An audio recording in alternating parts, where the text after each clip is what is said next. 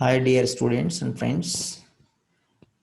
Welcome to my next lecture on chemical kinetics, collision theory, activation energy, transitions theory, and some of the important points related to this temperature coefficients also. Okay, let us start this lecture. Here, chemical kinetics is actually the study of chemical reactions or how fast reactions occur. The primary requirement for a reaction to occur is that the reacting particles, they may be atoms or molecules, must collide and interact with each other in some way. This is the central idea of the collision model and which is used in explaining many of the observations made about chemical kinetics. So collision theory is now said to be a theory which is stating about the rate of chemical reaction, which is proportional to the number of collisions between the reacting molecules. It indicates that number of collisions increasing, rate of reaction increases. More often reacting molecules collide and more often they react with one another. So, faster the rate of reaction takes place. In reality, what happened? The only a small fraction of the collisions are said to be effective collisions, and that effective collisions are those that result in a chemical reaction. Result means you'll get products from that collisions. So in order to produce an effective collision, what need to be done is reacting particles must possess some minimum amount of energy. So that we'll call it as activation energy. So what is the minimum energy required for the reacting molecules to collide? That is activation energy. It is used to initiate the reaction. So for every sample of reacting particles, there will be some that possess this amount of energy. That means some particles will possess this energy. The larger the sample, the greater the number of effective collisions takes place and faster the rate of reaction. So the number of particles possessing enough energy is dependent on temperature of the reactants. So if the reactant particles do not possess the required activation energy, when they collide, they bounce off each other without reacting. So most important points under discussion here we're doing. In this one, some chemical reactions also require that the reacting particles be a particular orientation to produce an effective collision. Unless the reactant particles possess this orientation when they collide, the collision will not be an effective one. So the reaction of ozone with nitrogen monoxide is the best exemplified here how the orientation can be important. So summarize this requirement of effective collision for chemical reaction to occur. Reactants must collide with each other. They must have sufficient energy to initiate the reaction called activation energy. And the molecules must have proper orientation. These are the conditions for collision. Let us see the effect of increase of temperature on reaction rate.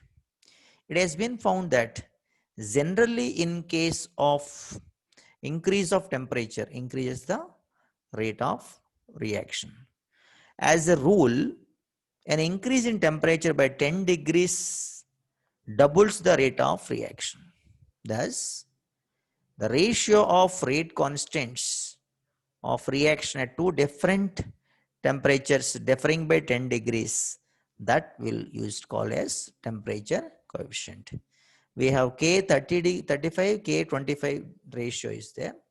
That lies between 2 to 3 as discussed in the previous classes also. It was found that generally an increase of temperature increase the rate of reaction. It's very clear. So as a rule, an increase in temperature by 10 degrees doubles the reaction rate. Now let us see what is activation energy. Activation energy is actually introduced by this Arrhenius expression in this chemical kinetics. So kinetic energy is directly proportional to temperature. And as the temperature of system increased, what happened? More and more molecules will acquire necessary energy gather greater than that of EA to cause productive collisions.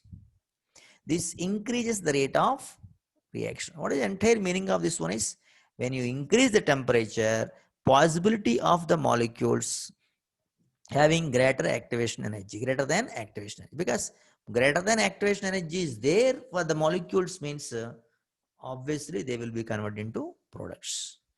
In 1889, this person Arrhenius suggested as a simple relationship between rate constant and for a reaction for temperature of the system. That is, K is equals to A into e to the power of minus EA by RT. And this A obtained by the product of two other parameters, that is P and Z, will be discussed in the comparative classes. And this is T is Kelvin temperature and R is gas constant. A is activation energy, and this A we will call it as exponential experimentally determined quantity called as Arrhenius factor. Taking natural logs of each side of Arrhenius equation, we will get ln K is equals to minus EA by RT plus ln A. First equation is Arrhenius equation, and this equation, 1 minute. Yeah, the second equation we got by taking log of this one and converting into logarithmic form. We got third equation, that is log K is equals to minus EA by 2.3 RT plus log A. If K1 and K2 are the values of rate constants at temperature T1, T2, two temperatures are there, then also we can write the Arrhenius expression for the two temperatures for two rate constants is as per the fourth equation. So Arrhenius equation is very important and valuable because it can be used to calculate the activation energy if experimental values of rate constant are known to us. Let us see how this Arrhenius equation finds activation energy.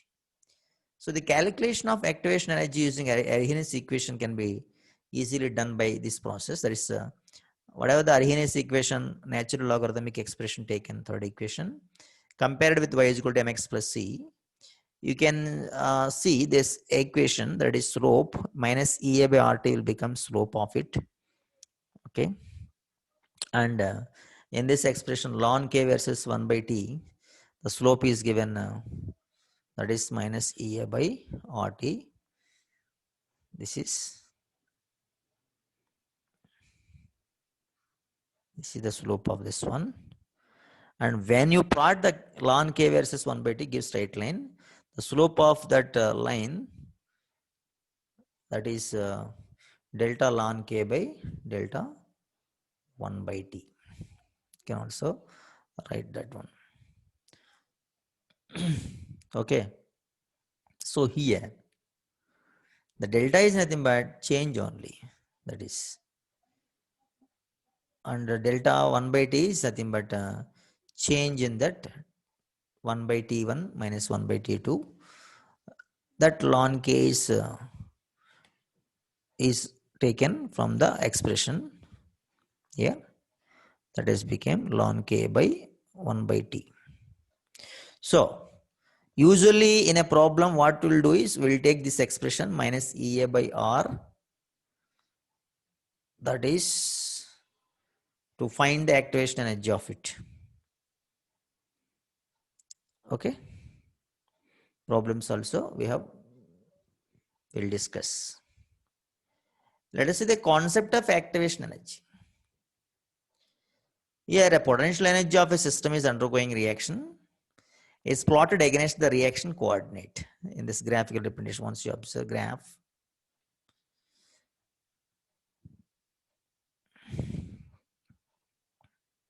okay. So here what happened? Potential energy versus reaction coordinates taken. And the difference in the potential energy between reactants and the activation complex, we'll call it as activation energy. This is EA. The reactants must have this minimum energy to undergo reaction.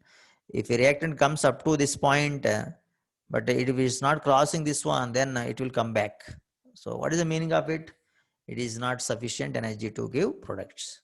So the reactant must have the minimum energy, undergo collision, and go through the transition state means then they will be converting into products. So this is activation complex is formed between the atoms A, B and B and C also. So an evident form of energy diagram it is there. This energy required by the reactants to reach the transition state is activation energy. So the energy is obtained in passing from transition state to the products is also important in this discussion. So if the potential energy of the products is lesser than that of the reactants, then the energy obtained is going from the activated complex to products will be more than activation energy. That the reaction will be exothermic. Here in this, what is the meaning of this one is potential energy of the product is lesser than the that of reactants. So this is very clear. See, products energy is lesser than reactant. And the energy obtained in going from activated complex to products will be more than the activation energy of activation energy. So if you see, this is the gap. That gap is delta H. If that is obtained as negative, then it will be exothermic reaction. Now let us see activation energy in catalysis. And in this one, certain energy barrier must be surmounted here. These are barriers as shown in the diagram here. This is one point, this is one point.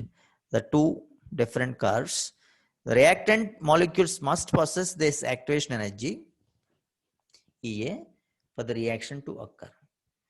Here this is happened in the presence of catalyst with lower potential energy. Activation energy is also lesser here. So activation energy when catalyst is there is less than activation energy when catalyst is not there. Without cat, with cat, without cat. So no cat, no catalyst. So which is easy means in the presence of catalyst, if that reaction takes place means it is easy to cross the barrier. So that's why activation energy is said to be a vital role in deciding the speed of the reaction also. So energy diagram is now observed. Uncatalyzed reaction is there, catalyzed reaction is there.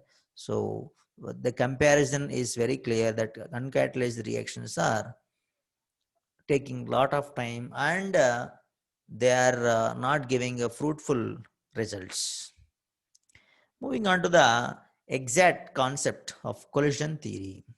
So what this theory is telling? This theory is telling that chemical reaction takes place only by collisions between the reacting molecules. But not all the collisions are effective. Only a small fraction of collisions produce a reaction.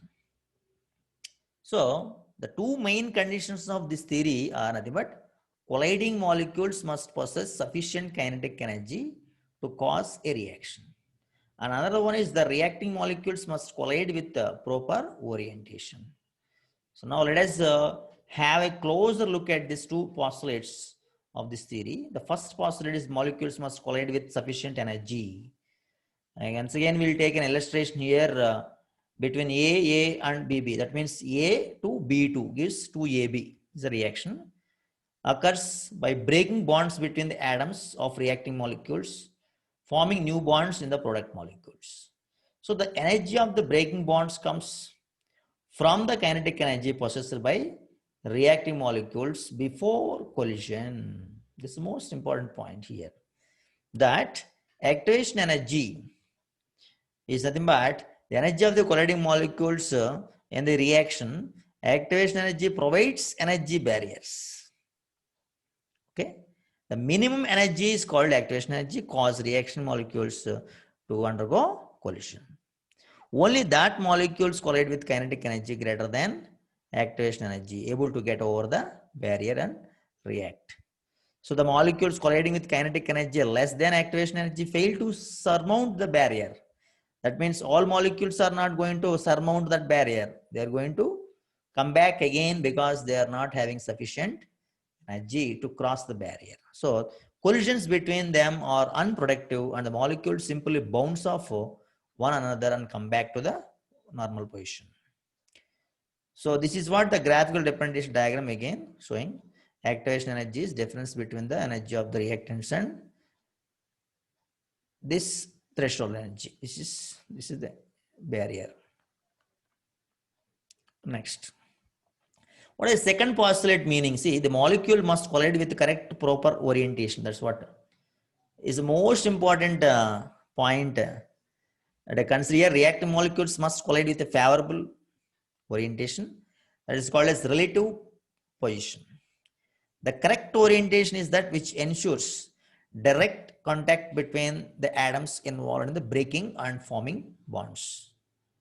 For example, if you see the diagram here, we have the picture. Only molecules collides with the kinetic energy, which is greater than activation energy, with correct orientation can cause the reaction. See, this is the first one. This is the second one. See, observe in the first case, we have effective collision is there. Exactly that effective collision only resulting the products reaction. So A, B orientation, how it is there. Observe this moment. So after that, bond breaking started here. This is nothing but bond breaking. This is breaking started and formation started. This is formation. This is breaking concept, bond breaking. This is bond formation concept. So this is the exact result we need. But other case, if the collision is failed, that means orientation is not proper orientation, then molecule will come like this. These molecules will come like this. And the bond separation will become little difficult. Again, the AA will go back, BB also will go back to the normal state. That is called as ineffective collision. Let us see collision theory of reaction rate expression. Here in this theory, taking into account the two postulates of collision theory, reaction rate of elementary process A plus B gives us C plus D, expression given as rate is equals to F into P into Z. What is the meaning of F is fraction of molecules possess sufficient energy to react. That is minimum energy is required for that. And P is the probable fraction of collisions with effective orientations. P, this is P, this is F. And what is Z? Z is called as collision frequency, the number of collisions per unit time. So all this product is called as rate of the reaction. So rate of reaction is product of fraction of molecules which possess sufficient energy and probable fraction of collisions with effective orientations as well as collision frequency. Everything is okay, but what about the limitations in this theory?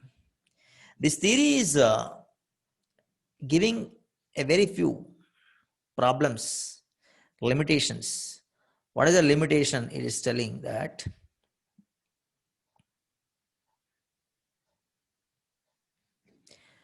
theory applies in simple gaseous molecules only. That is the most limitation. The other one is the reactions involving complex molecules. The experimental rate constants are quite different from that of the calculated one. Another one, there is no method for determining steric effect for a reaction whose rate constant has not been determined experimentally. Another one, the collision theory is supposed that only kinetic energy of the colliding molecules contributes to the energy required for surmounting the energy barrier, but there is no reason why the rotational vibrational energies of the molecule should be ignored. So this also a little complication is there. But another important major drawback is collision theory is salient on the cleavage and formation of bonds involved in the reaction. So it's not telling anything about cleavage and formation of bonds involved in the reaction. So clarity is not there about that one. So there are five different kinds of things discussed. So various drawbacks in the simple collision theory do not appear in modern transitions theory. So advanced theory is called as transitions theory. That is developed theory over collision theory. So that we'll see now. Let us move to the transition state theory. What is transition state theory? They also called as activated complex theory, developed by Henry Eyring, 1935. This theory also called as absolute rate theory, because it helps possible to get the absolute value of the rate constant. So the transition state theory assumes that simply a collision between the reacting molecules that does not really cause reaction. Okay. And during the collision, what happens? The reactant molecules form a transition state or activated complex. That is discussed, but there is no clarity in the collision theory. So which decomposes to give the products, which is not clearly explained in that collision theory, but that is explained in this theory. Theory name itself is called as transition state theory or activated complex theory. So activated complex formation got major importance in the discussion. So A plus BC is there. So A, BC star formed, that is activated complex. After that A, B formed plus C separated out. Okay, in this, what is the double dagger superscript is there, used to identify the activated complex. Like this we can use, or sometimes we can use star also, but here which is discussed. The transition state theory may be summarized. Now what is the important points in this theory? The fast approaching reacting molecules A and BC slow down due to gradual repulsion between their electron clouds. So the process of kinetic energy of the two molecules is converted into potential energy at that time. That is the most typical thing which is observed by this theory. The another one, as the molecules come closer, interpenetration of their electron clouds occur, which allows the rearrangement of valence electrons. It's the most important, and more clarity is there in this theory about the electron clouds interpenetration. Another one is a partial bond is formed between the A and B with corresponding weakening of B and C bonds, BC bonds. Between B and C bond is there, that bond gets weakened, and between A and B, the bond starts forming. This leads to the formation of activated complex, which is called as transition state. So the activated complex is momentary and decomposes to give product A, B, and C is got separated out. This is what the pictorial representation of this theory. So as a partial bond is there between A and B, starts forming here, and the bond between B and C start separating out. That is shown in the activated complex. After that, the bond between A and B getting stronger, and BC bond completely separated out, gives products. So this is pictorial representation also we are shown here. That is pink color is A, blue color B, and green is C. So you can see this one. So the activated complex theory now may be illustrated by the reaction energy diagram that we'll see now. The energy diagram is shown here. This is the energy diagram. In this energy diagram, we have everything is discussed that of kinetic collision theory also, but here activated complex which is formed is clearly discussed, and At that point, a barrier, this complex energy will decides the reaction. This water picture. Let us move on to the next one. So this is what the next level that will be discussed in the next class. Until hoping that you all understand the concept of this collision theory. Okay, thank you very much.